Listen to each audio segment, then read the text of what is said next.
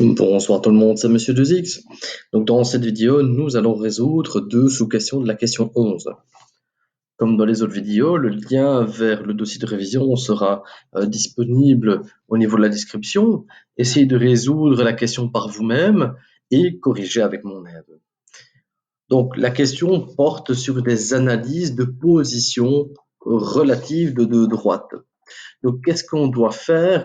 Qu'est-ce qu'on entend par analyse de position relative? Eh bien, tout simplement, eh bien, on veut savoir comment est-ce qu'une droite est positionnée par rapport à une autre. Est-ce que les deux droites sont-elles parallèles? Est-ce que l'une est perpendiculaire à l'autre ou bien juste séquente? Et alors, si elles ont un point commun, mais quelles sont les coordonnées de ce point commun?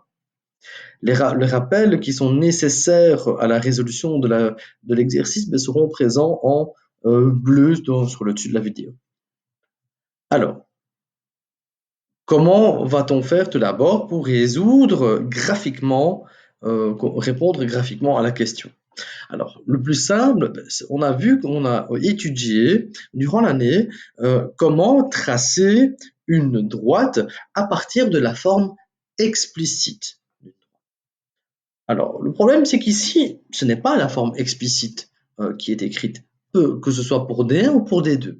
C'est la forme qu'on dit implicite. Et donc, avant de faire notre analyse graphique, de pouvoir tracer nos deux droites, eh bien, on va devoir transformer les expressions. Alors, tout simplement, on va isoler la variable y pour trouver notre forme explicite, que ce soit pour D1 ou pour D2. Alors, pour D1, donc on a moins 1 demi de x plus 1 tiers de y égale moins 1. On va faire passer le moins 1 demi de x dans le nombre de droite, ce qui donne 1 demi de x. Le 1 tiers nous gêne. Comment va-t-on faire pour faire disparaître ce 1 tiers? Eh bien, tout simplement, on va multiplier par 3 le membre de gauche. Mais si on multiplie par 3 dans le membre de gauche, étant donné que nous sommes dans une équation, toute opération faite dans un membre, on le fait dans l'autre. Et donc, on multiplie tous les termes du membre de droite aussi par 3, ce qui nous donne 3 demi de x moins 3. Pour la deuxième droite, identito, on fait passer le 3x dans le membre de droite, ça nous donne moins 3x. Et là, maintenant, on va tout diviser par moins 2, ce qui nous donne l'expression affichée à l'écran. Alors, il y a quelque chose qui doit vous frapper tout de suite. C'est que les pentes des deux droites sont égales. C'est quoi encore la pente d'une droite? Eh bien, c'est le coefficient du x. Et là, le coefficient du x vaut 3 demi. Et par les rappels, on sait que les deux droites seront forcément parallèles et qu'elles n'auront donc pas de point commun. Et donc notre analyse algébrique est déjà terminée. Et alors maintenant, on va regarder graphiquement ce que ça donne. Donc lorsque vous allez construire graphiquement vos fonctions, eh bien vous devez obtenir deux droites parallèles.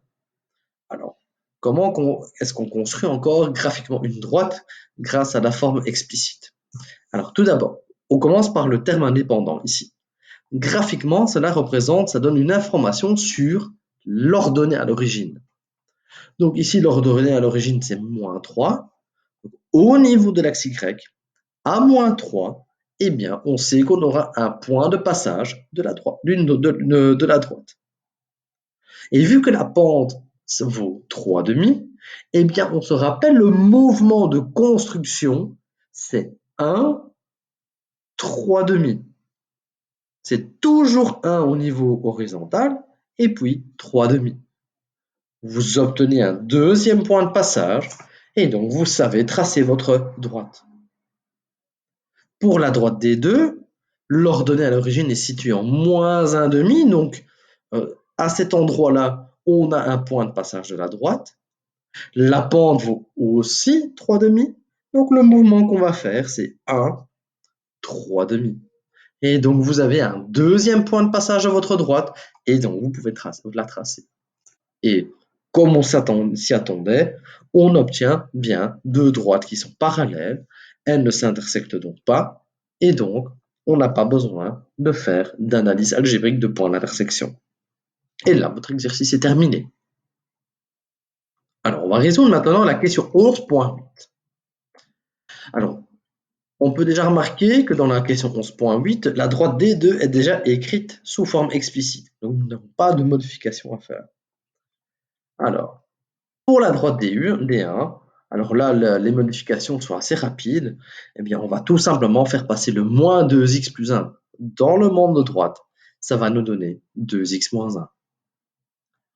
Alors, pour la droite D1, la pente vaut 2.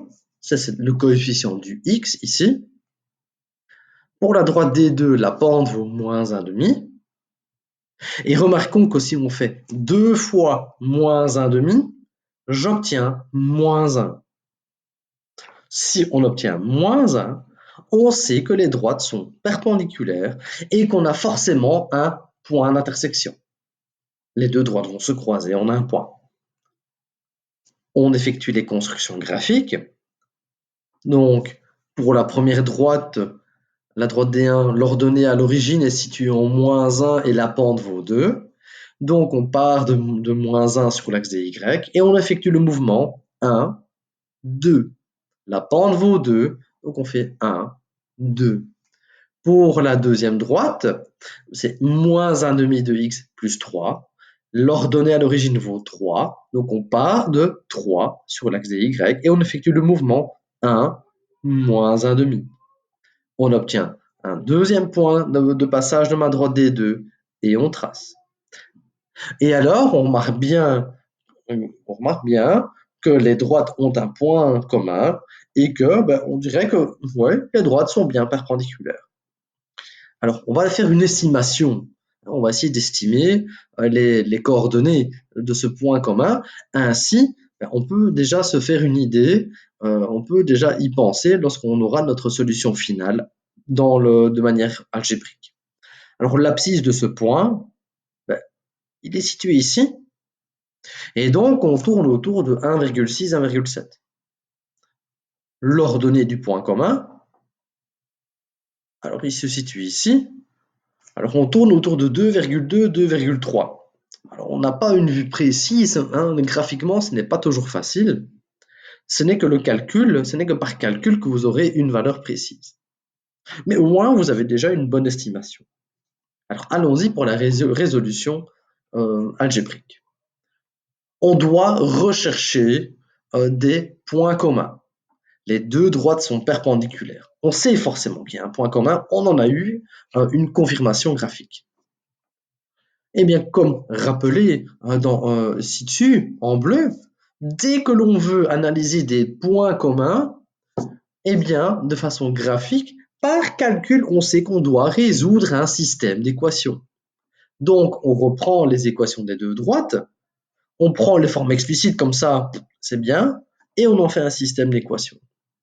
Et ce qui est génial, c'est que pour passer à l'étape suivante, lorsqu'on a les droites écrites sous forme explicite, c'est qu'on a simplement à égaliser les deux membres de droite. Alors pourquoi? Remarquez que les deux membres de gauche sont totalement identiques. C'est Y. Et ce ne sont pas deux Y différents. Ça représente la même chose. Le but d'un système d'équations, rappelez-vous, c'est de trouver les valeurs de X et de Y qui satisfont deux conditions ou plusieurs conditions de façon simultanée. Et donc, ici, à l'étape suivante, on égalise les deux membres de droite. On tombe alors sur une équation à une inconnue du premier degré. On va donc isoler les x ensemble, isoler les termes indépendants. 2x plus 1 demi, ça nous fait 5 demi. 5 demi de x vaut 4. Alors le 5 demi nous embête. On va le faire passer dans le membre de droite en division. Mais on se rappelle que diviser par une fraction revient à multiplier par son inverse. Donc l'inverse de 5 demi, c'est 2 cinquièmes. Et donc mon x vaut 8 cinquièmes. Et 8 cinquièmes en écriture décimale, eh bien ça vaut exactement 1,6. Et donc ça colle exactement à ce qu'on a trouvé graphiquement. Donc il semblerait que nos calculs sont bons. Pour trouver la valeur de y associée, parce que nous on veut les coordonnées complètes, eh bien on va choisir l'une des deux équations, peu importe laquelle, ça vous donnera la même réponse. On ne va pas se casser la tête, on va toujours essayer de choisir la plus simple des deux. Alors moi j'ai choisi la première équation, c'est la plus simple à mon goût. Et on va remplacer le x là-dedans par 8 cinquièmes, la valeur qu'on vient de trouver. Alors 2 fois 8 cinquièmes, c'est 16 cinquièmes. 1, c'est 5 cinquièmes. Et 16 cinquièmes moins 5 cinquièmes, ça vaut 11 cinquièmes. Et en écriture décimale, 11 cinquièmes, ça vaut 2,2. De nouveau, ça correspond à ce qu'on a trouvé graphiquement. Et donc, les coordonnées du point commun, d'un point d'intersection, c'est 8 cinquièmes, 11 cinquièmes.